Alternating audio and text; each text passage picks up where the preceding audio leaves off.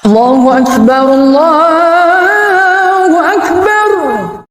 Ayo, push. Gas. Sabar lah, ini kan. Cepet lah, ada gue sekarat ini. Woi, ini incer dia dulu, coba. Bentar dia nggak mati nih. Buruan. Sabar. OTW. Woi, lagi ngapain kalian? Ya, salah lagi main ML lagi seru nih. Ya udah tunda dulu mabarnya sholat dulu kita. Ya, bentar kita sholat. Duluan. Tahu ganggu be lu. Ya udah gue duluan ya. Ya, hati bro. Isi batu nitip. Ya. Salim dasar. Oh iya, kasih. Ayo jual. Malah mau makan gue sholatnya.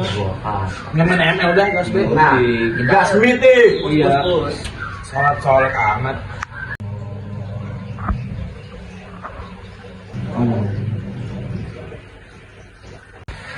Woi, kalian udah pada sholat belum? Nah, bentar, belum gua lagi seru nih. Astagfirullah, Sebentar lagi dulu. Pak. Sebentar lagi. Bentar. Gue boleh nunda sholat. Ya, nanti lah. Ayo. Bisik. Astagfirullah. Sendiri lah. Ih, bahas itu. Anjing, mati kan?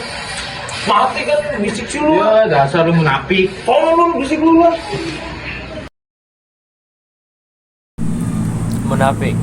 Munafik adalah orang yang berbahaya karena ia memiliki dua sikap yang bertentangan.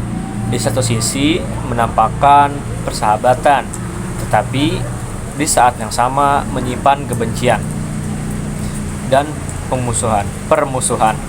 Pada masa Nabi Muhammad SAW, orang yang terkenal sebagai tokoh munafik adalah Abdullah bin Ubay bin Salul. Ia begitu membenci Rasulullah karena menganggap Nabi sebagai penghalangnya untuk menjadi penguasa kota Madinah. Abdullah bin Ubay bin Salul masuk Islam, tetapi Islamnya hanya pura-pura. Ia begitu Islam agar bisa bergaul dan berkumpul dengan kaum. Tujuan utamanya adalah untuk menghasut dan menghancurkan kaum muslim di dalamnya. Ulama mengidentifikasi karakteristik orang munafik. Yang pertama, pembohong. Kedua, menghalangi jalan Allah Subhanahu wa taala. Yang ketiga, tampil menarik tapi batinnya rusak.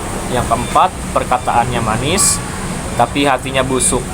Yang kelima, buruk sangka. Sifat dan perilaku munafik karena itu harus dijauhi.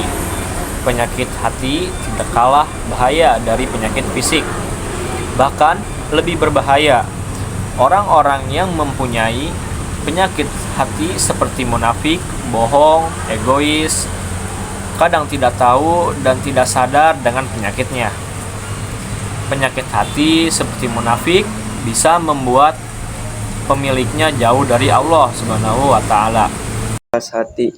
Keras hati dalam Al-Quran diistilahkan dengan qaswah al-qadr, seperti dijelaskan dalam firman Allah surat Al-Baqarah ayat 74 yang berbunyi tsumma qasat qulubukum min ba'di dzalika fa hiya kal hijarati aw ashaddu qaswah, yang artinya setelah itu hatimu menjadi keras sehingga hatimu seperti batu, bahkan lebih keras. Imam Fakhruddin Ar-Razi dalam tafsirnya Mafatih Al-Ghaib menjelaskan bahwa orang yang hatinya keras adalah orang yang tidak mau menerima nasihat dan kebenaran.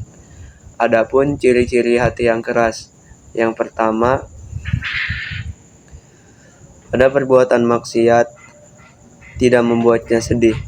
Jika kita melakukan sesuatu yang negatif yang bertentangan dengan agama dan hukum yang berlaku, tapi hati tidak menyesal. Yang kedua, melihat orang lain menderita dengan perasaan senang. Orang yang senang melihat orang lain mendapat musibah dan menderita pertanda bahwa hatinya telah sakit. Hati yang sakit jika tidak diobati maka akan menjadi keras, bahkan lebih keras daripada batu. Ketiga, tidak punya rasa simpati dan empati. Simpati merupakan sikap merasakan hal yang sama dengan orang yang mengalami kesulitan, dan sikap tersebut melahirkan rasa peduli dan dorongan ingin membantu. Berbeda dengan orang yang hatinya keras, ia tak punya rasa simpati dan empati pada kesulitan dan penderitaan orang lain. Lalu ada macam-macam hati. Yang pertama ada hati yang sehat atau qalbun salim. Menurut Ibnu Abbas, seperti dijelaskan oleh Imam Ibnu Katsir dalam kitab tafsirnya, hati yang sehat adalah hati yang bersaksi bahwa tiada Tuhan selain Allah. Dari pengertian tersebut disimpulkan bahwa qalbun salim adalah orang-orang yang beriman kepada Allah dan Rasul-Nya. Yang kedua, ada hati yang sakit atau qalbun marid. Hati yang sakit adalah hati orang munafik, seperti diriwayatkan oleh Al-Quran dalam surat Al-Baqarah. Fi qulubihim maradun. Tidak hanya dimiliki oleh orang munafik, hati yang sakit juga bisa dimiliki oleh masyarakat secara umum. Di antaranya ciri hati yang sakit adalah cenderung mengikuti hawa nafsu, senang melakukan kemaksiatan, dan tidak malu melakukan perbuatan yang melanggar aturan dan norma yang berlaku. Yang ketiga, hati yang mati atau qalbun mayyit. Para ulama sepakat bahwa hati yang mati adalah hati orang kafir, yaitu hati yang tidak pernah mengakui adanya Sang Pencipta dan tidak pula menyembahnya. Orang yang hatinya mati, hidupnya dikendalikan oleh nafsu syahwat. Kesenangan duniawi menjadi tujuan hidupnya. Ia tidak peduli apakah yang dilakukannya dosa atau bukan.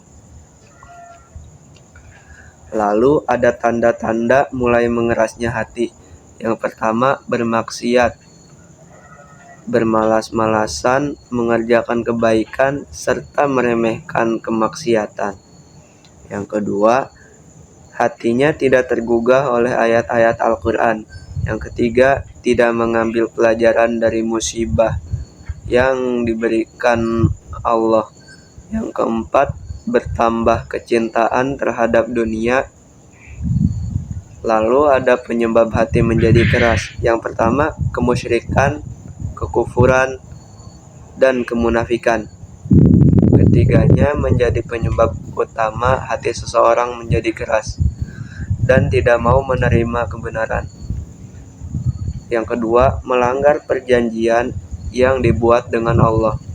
Yang ketiga, banyak melakukan dosa. Yang keempat, mengonsumsi makanan haram. Yang kelima, tertawa berlebihan. Dan yang terakhir, makan secara berlebihan. Lalu ada cara mengatasi hati yang keras. Obat hati yang keras yang pertama memperbanyak zikir dan membaca Al-Quran. Yang kedua, berdoa memohon dijauhkan dari hati yang keras. Yang ketiga, belajar ilmu agama. Yang keempat, bergaul dengan orang-orang soleh. Yang kelima, menjauhi segala sesuatu yang menjadi penyebab terjadinya dosa. Yang ketiga, yaitu keras kepala. Keras kepala dalam KBBI diartikan sebagai orang yang tidak mau menerima masukan atau nasihat dari orang lain. Orang yang keras kepala adalah orang yang bersikukuh dengan apa yang diinginkannya dan tidak mau mendengar pendapat dari orang lain. Biasanya, orang-orang seperti ini cenderung pemarah dan mudah frustasi jika mengetahui sesuatu yang tidak sesuai dengan keinginannya. Dan orang-orang seperti ini sulit untuk berkembang dan maju. Kemudian, ciri-ciri orang yang keras kepala, yang pertama yaitu memaksakan kehendaknya, yang kedua sulit diajak bekerja sama, dan yang ketiga tidak mau menerima nasihat atau pendapat dari orang lain. Lalu, cara menghilangkan sifat keras kepala, yang pertama mengakui kesalahan, yang kedua terbuka dengan kritik atau perbedaan, yang ketiga mau menerima masukan atau nasihat dari orang lain. Sekian, terima kasih. Wassalamualaikum warahmatullahi wabarakatuh.